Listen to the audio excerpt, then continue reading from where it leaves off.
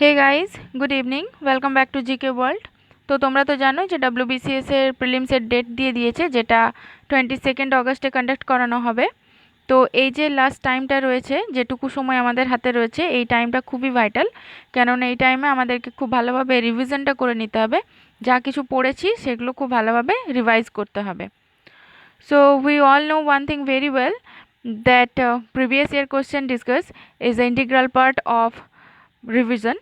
So সেই জন্য আমি তোমাদের সাথে আজকে যে প্রিভিয়াস ইয়ার কোশ্চেনগুলো ডিসকাস করব, সেটা হচ্ছে ডব্লিউবিসিএস 2001-এর ইংলিশ যে কোশ্চেনটা, সেটা আমি তোমাদের সাথে আজকে ডিসকাস করব। তো পার্ট 1টা আমাদের আগে ডিসকাস করা হয়ে গেছে, তো আজকে আমি পার্ট 2 ডিসকাস করব। ঠিক আছে, তো চলো দেরি না করে ক্লাসটা তাহলে শুরু করে দিই। দেখো, ফার্স্টে কি রয়েছে এখানে, বলেছে choose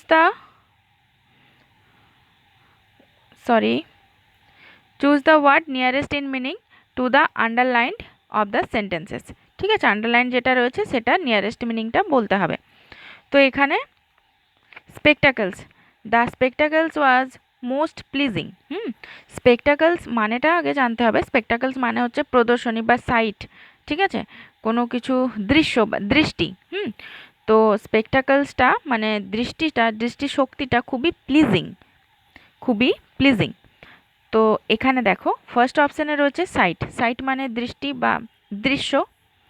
impression, view, scenery. Scenery হচ্ছে তোমার দৃশ্যাবলী। সিনারি হচ্ছে দৃশ্যাবলী।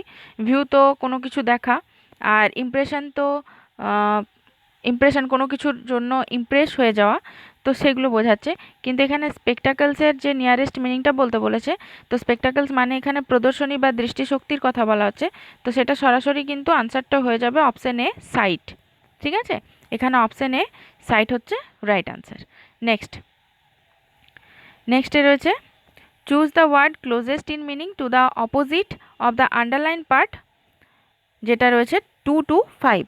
2 to 5 নাম্বার কোশ্চেনের মধ্যে আন্ডারলাইন যে পার্টগুলো রয়েছে সেটার নিয়ারেস্ট অপোজিট, যেটা মানে খুব ক্লোজলি যেটা অপোজিট হবে সেটাই বলতে হবে। তো দেখো ফার্স্ট আমরা কোশ্চেনটা পড়ে নেব। The gentleman had aristocratic manner. Aristocratic মানে হচ্ছে সম্ভ্রান্ত বা অভিজাত। জেন্টলম্যানের একটা অভিজাত বা সম্ভ্রান্ত একটা ম্যানার রয়েছে। তো অপশানগুলো আমরা একটা একটা করে দেখবো। দেখো, কোর্স মানে হচ্ছে কর্কশ। কোর্স মানে কর্কশ। ডেমোক্র্যাটিক মানে গণতান্ত্রিক। এটার সাথে তো অ্যারিস্টোক্রেটিকের কোনো যোগাযোগ হচ্ছে না। বেস মানে হচ্ছে ভিত্তি। এগুলো কোনোটার সাথেই কিন্তু হচ্ছে না। তো এখানে যে প্লেবিয়ান রয়েছে না, প্লেবিয়ান, এই প্লেবিয়ান মানে হচ্ছে হীনজাত বা বৈশিষ্ট্যহীন যেটা। দেখো, অ্যারিস্টোক্র্যাটিক মানে হচ্ছে অভিজাত, আর প্লেবিয়ান মানে হচ্ছে হীনজাত। তাহলে এটাই রাইট আনসার হবে না, ডিটাই হচ্ছে রাইট আনসার। ঠিক আছে, ডিটা হলো রাইট আনসার। নেক্সট রয়েছে দ্য বারবার ওয়াজ আ মোস্ট লোকাসিয়াস ম্যান। লোকাসিয়াস মানে হচ্ছে টকেটিভ, যে খুব কথা বলে বা বাকপটু, বহুভাষী। ঠিক আছে, তো বারবারকে না নাপিত, সে খুবই লোকাসিয়াস পারসন, লোকাসিয়াস ম্যান, খুব কথা বলে। দেখো, এই যে ট্যাকিটান রয়েছে, ট্যাকিটানের মানে হচ্ছে মিতভাষী বা অল্পভাষী, যে অল্প কথা বলে। এবারে রিজার্ভড রয়েছে। রিজার্ভড মানে হচ্ছে গম্ভীর টাইপের, মানে রিজার্ভড এখানে গম্ভীর বোঝাচ্ছে। এখানে যদি এই লাইনটার সাথে রিলেট করে যদি রিজার্ভের মানেটা দাঁড় করাই, তাহলে সেটা গম্ভীর দাঁড়াচ্ছে মানে। কোয়াইট মানে হচ্ছে শান্ত, আর টাং টাইট মানে হচ্ছে মানে একদম কথাই বলে না। ঠিক আছে, নির্বাক যাকে বলা হয়। তো লোকেসিয়াস মানে তো বললাম বাকপটু। তো এখানে ট্যাকিটান রয়েছে না, ট্যাকিটান মানে হচ্ছে মিতভাষী বা অল্পভাষী। লোকাসিয়াস মানে যদি হয় বহুভাষী, তাহলে অবশ্যই রাইট আনসারটা এ হবে, ট্যাকিটান মানে হচ্ছে মিতভাষী। ঠিক আছে, নেক্সট দেখো, এবারে 4 নম্বরে রয়েছে we were served a rich fare in the dinner. We were served a rich fare in the dinner.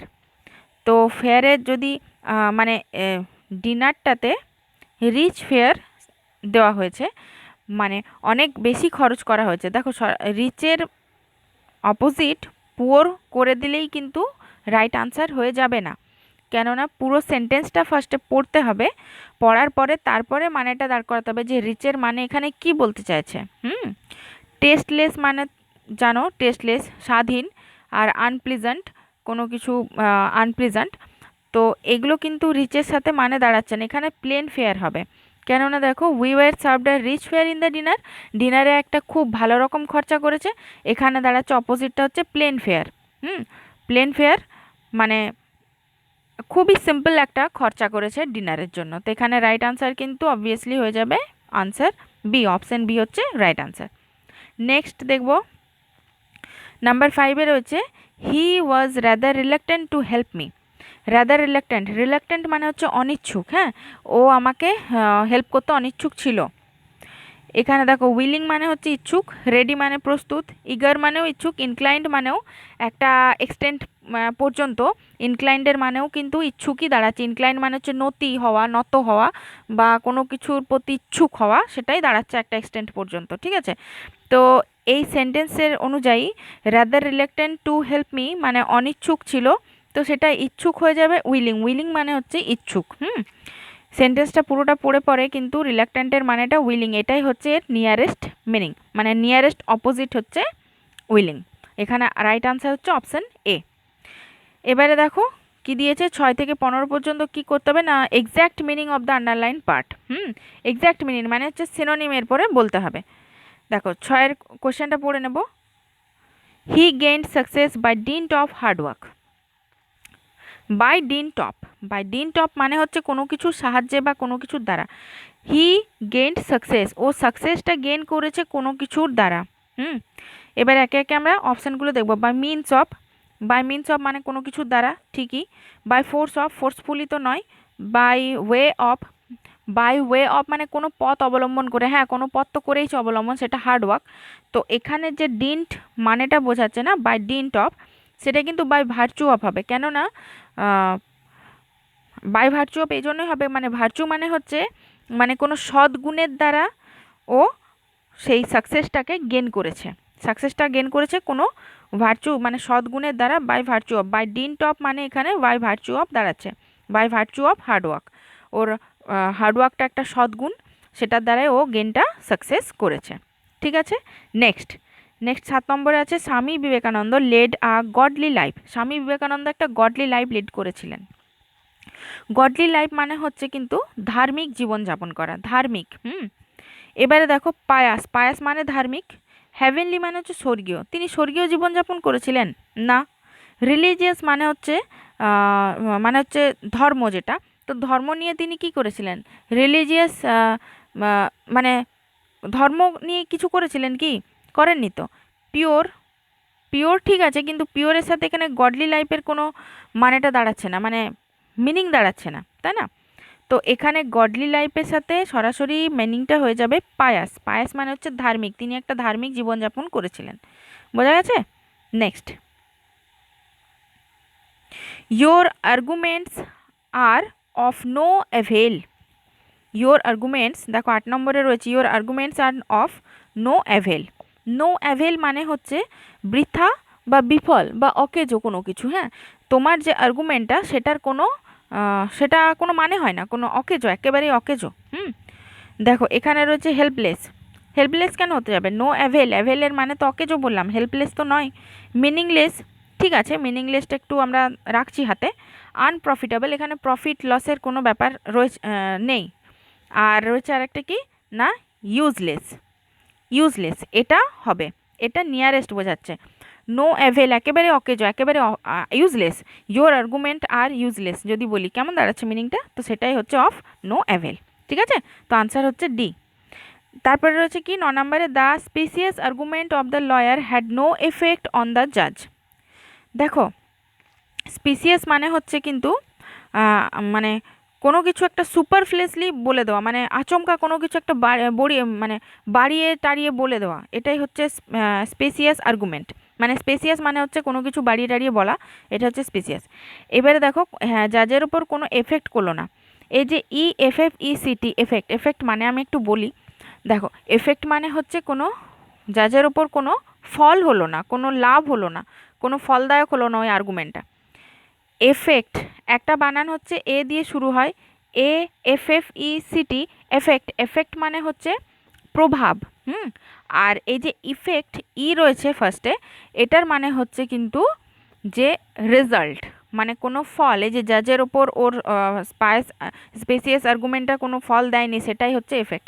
আমি একটু উদাহরণ দিয়ে বলি, ধরো কারো মাথা যন্ত্রণা করছে, সে একটা ওষুধ খেলো, ঠিক আছে, ওষুধ খাওয়ার পরে সেই ওষুধটা খাওয়ার পরে সেটা এফেক্ট করবে, একটা প্রভাব করবে, ঠিক তো, শরীরের মধ্যে একটা প্রভাব বিস্তার করবে। তো তো সেই প্রভাবটার ফলে কি হলো না, ওর মাথা যন্ত্রণাটা সেরে গেল।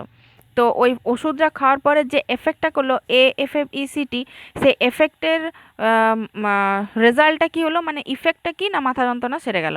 ওই ইফেক্ট EFFECT, ইফেক্টটাই হচ্ছে ওর ফল, এফেক্টের ফল হচ্ছে ইফেক্ট। হুম। তো এফেক্ট আর ইফেক্ট দুটো বোঝাতে পারলাম কিনা আমি একটু কমেন্টে জানিও তো, ঠিক আছে। এবারে চলো আনসারটা দেখি আমরা। এই স্পেসিয়াসের আনসারটা আমরা দেখি। দেখো প্রথমে রয়েছে কি না, ভিসিয়াস। ভিসিয়াস, তো ভিসিয়াস মানে হচ্ছে আহ, অশুভ বা অসৎ টাইপের কিছু। এবারে হচ্ছে ইললজিক্যাল, ইললজিক্যাল অযৌক্তিক, যুক্তি নেই কোনো। সুপারফিশিয়ালি প্লসিবল, এটা হতে পারে। পরেরটা দেখে নিই, ইনডিফেন্সিবল। ইনডিফেন্সিবল মানে হচ্ছে অসমর্থনীয়, এখানে সমর্থনের কোনো ব্যাপার নেই।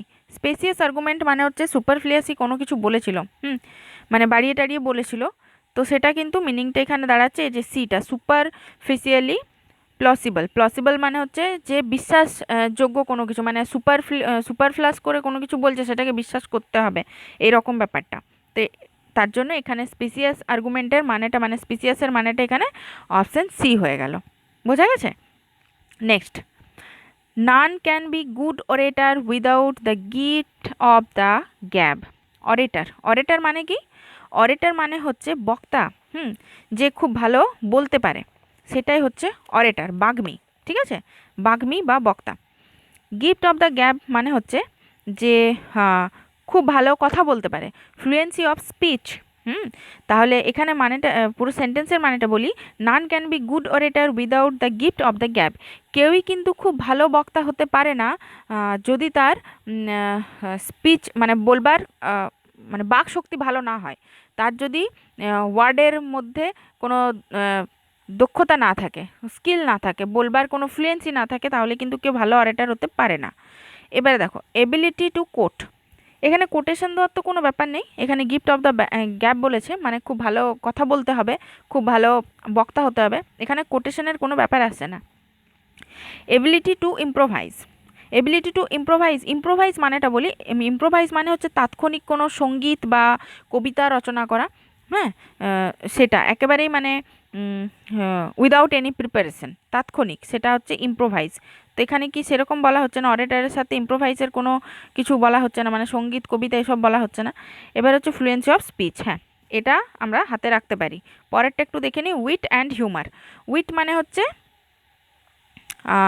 উইট মানে কি বলবো, উইট মানে হচ্ছে বুদ্ধি, ঠিক আছে, মানে কোনো মেন্টাল শার্পনেস, ঠিক আছে, মেন্টালি কোনো শার্পনেস। হিউমার, হিউমার হচ্ছে মানে মানে কমিক করবার কোনো একটা ক্ষমতা, মানে মানে ব্যঙ্গ কৌতুক, ঠিক আছে, বুদ্ধি, ব্যঙ্গ কৌতুক, এটার সাথে কোনো রিলেট করছে না গিফট অফ দ্য গ্যাপ। তাহলে এখানে আনসারটা কিন্তু সি হবে, fluency of speech. Gift of the gap মানে হচ্ছে ফ্লুয়েন্সি অফ স্পিচ, ঠিক আছে। নেক্সট 11 নাম্বারে হচ্ছে I can not make out what he wishes to say. আমি কিছু বুঝতে পারলাম না ও কি বলতে চাইছে, উইসেস টু সে কি বলতে চাইছে। তাহলে মেক আউট মানে কি দাঁড়ালো, বুঝতে পারলাম না।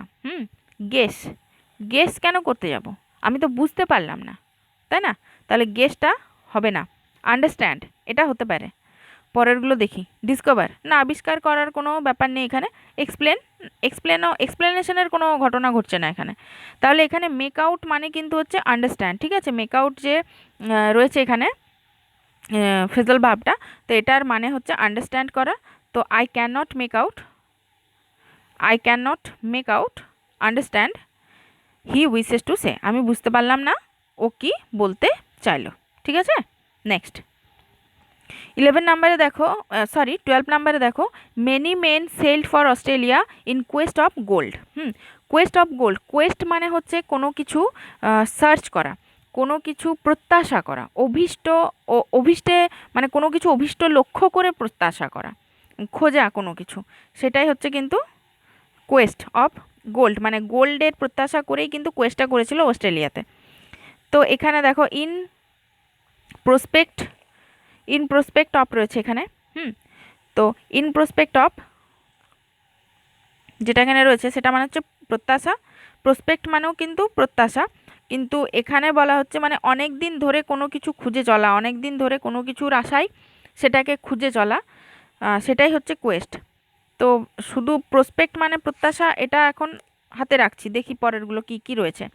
পারসুয়েন্স হচ্ছে লাভের চেষ্টা, তারপরে রয়েছে সার্চ অফ কোনো কিছু খোঁজা, আর এক্সপেকটেশন অফ, এক্সপেকটেশন মানে হচ্ছে কোনো কিছু মানে কোনো কিছু আশা করা।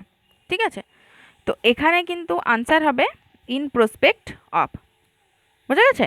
ইন প্রসপেক্ট অফ মানে কোনো কিছুর প্রত্যাশা করে, কোনো কিছুকে কোনো কিছুর জন্য মানে কোনো কিছুকে অভীষ্ট লক্ষ্য করেই খোঁজা, তো সেটাই হচ্ছে প্রসপেক্ট অফ বা কোয়েস্ট অফ।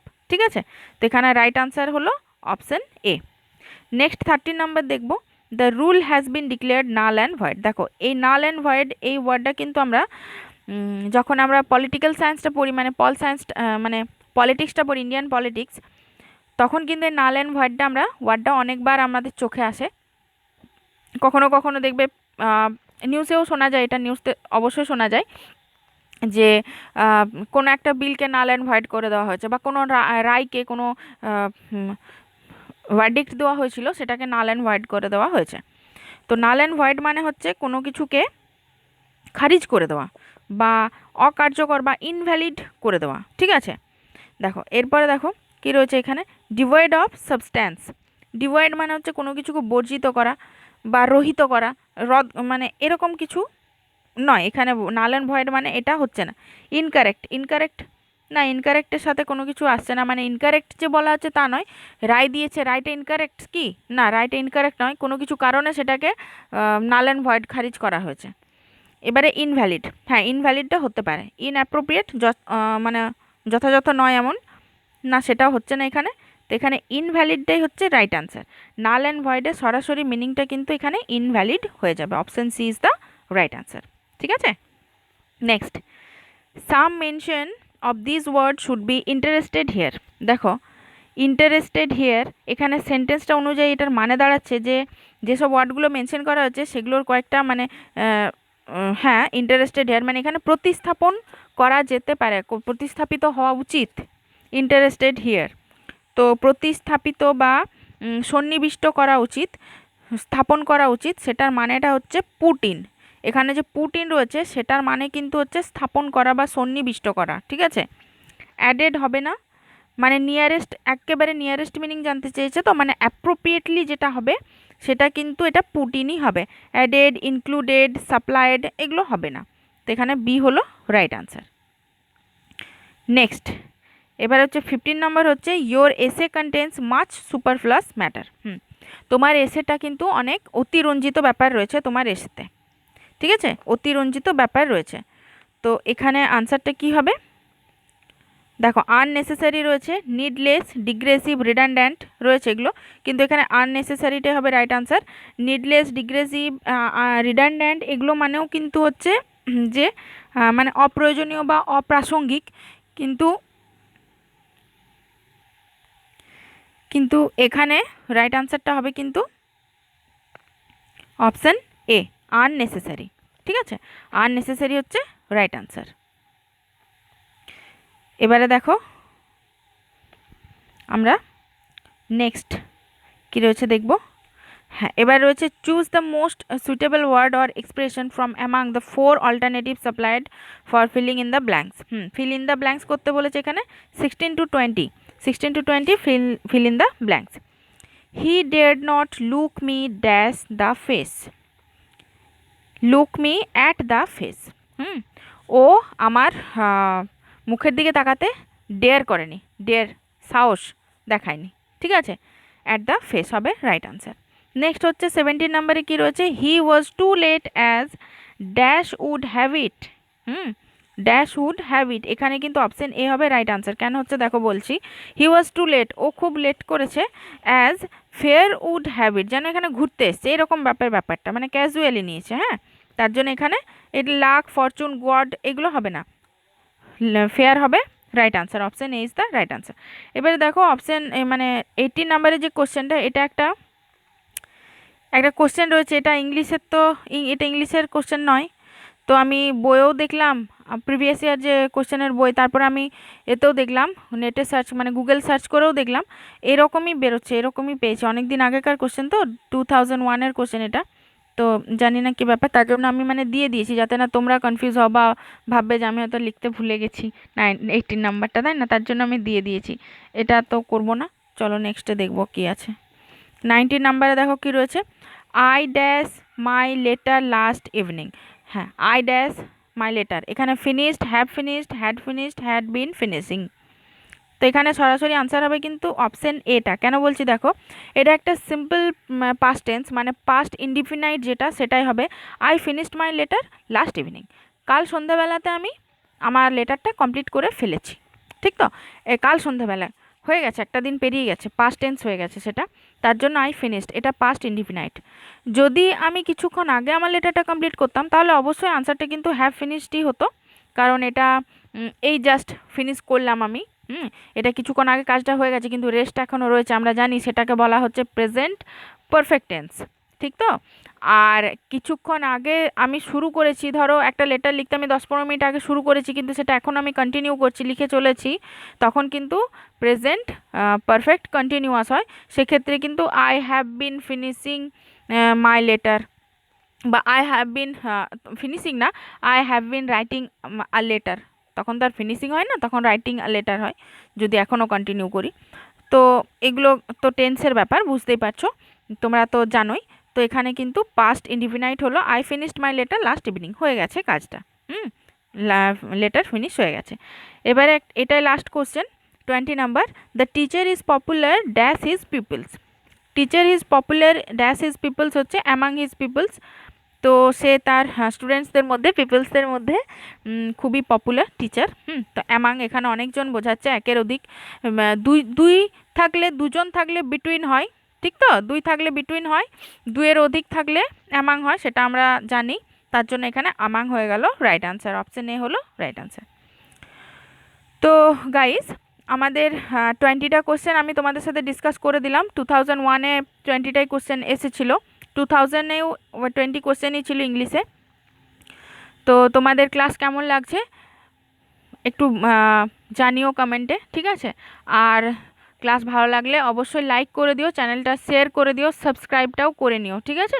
কারণ প্রতিদিনই আমি তোমাদেরকে এই ক্লাসটা প্রোভাইড করব। তো সাবস্ক্রাইব করে নিলে তোমরা নোটিফিকেশান পেয়ে যাবে। আর প্র্যাকটিসটাও করে নিতে হবে খুব তাড়াতাড়ি, রিভিশনটা, কারণ 22 অগস্টে যদি পরীক্ষা হয়, তাহলে আর 1 মাসই ধরো পরীক্ষা, ঠিক আছে? চলো তাহলে, best of luck and thank you.